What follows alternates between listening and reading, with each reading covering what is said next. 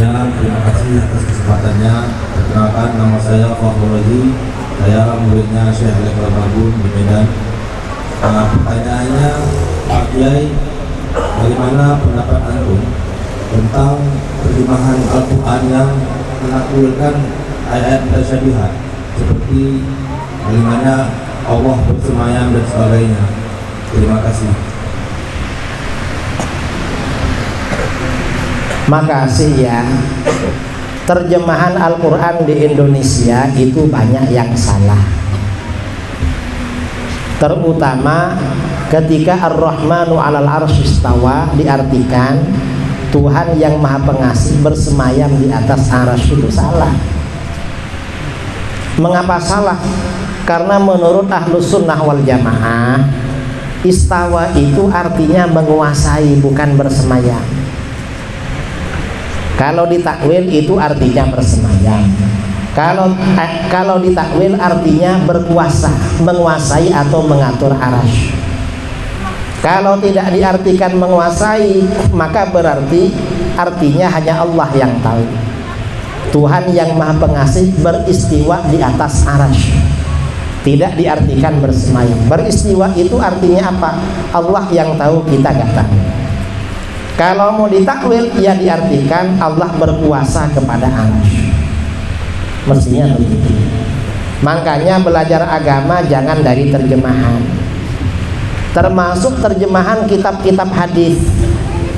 Saya pernah membeli terjemahan Sahih Bukhari, salah juga.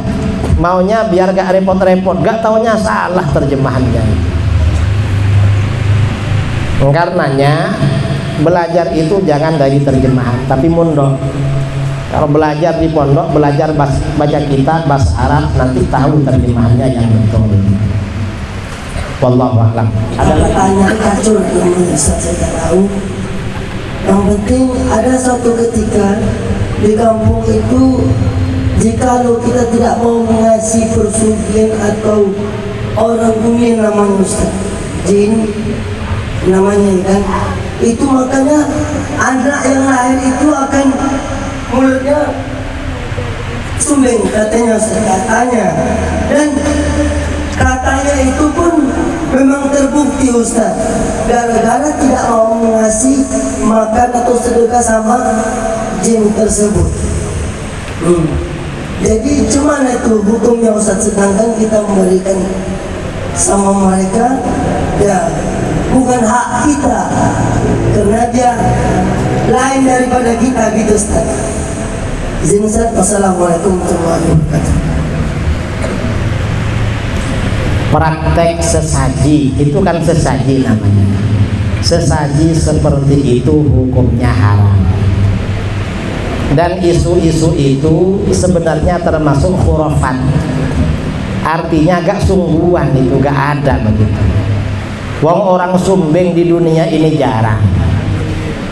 Coba kalau gak ngasih sesaji, anaknya sumbing, lebih banyak yang sumbing di dunia ini. Itu hanya dihubung-hubungkan aja saudara, gak ada. Jadi gak usah melakukan itu, dan banyak berzikir, bertawakal kepada Allah. Itu kurang zikir orang begitu. Di dalam Al-Quran, ala bidzikrillahi tatmainnul qulub.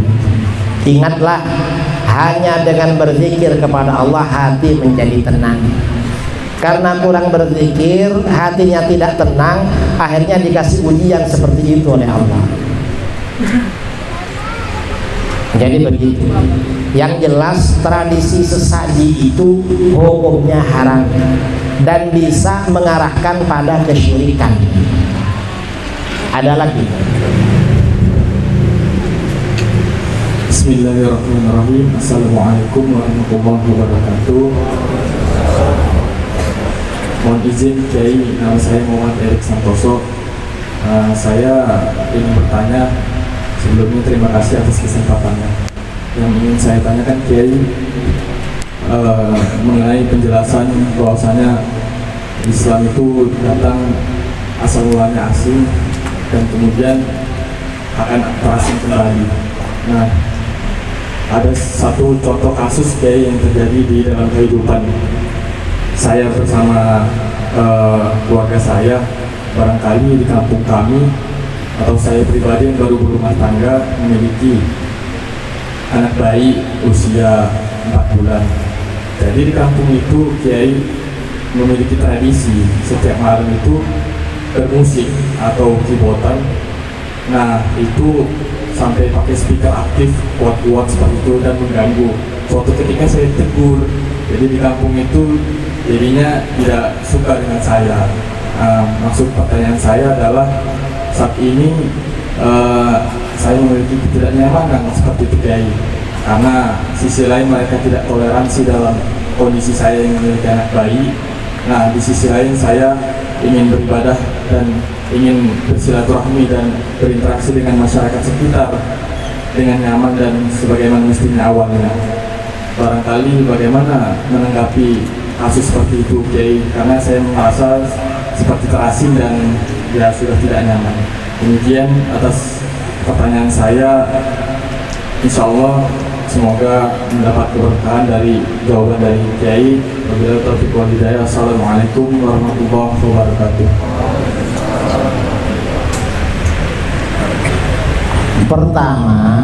Yang pertama, orang menyetel suara-suara keras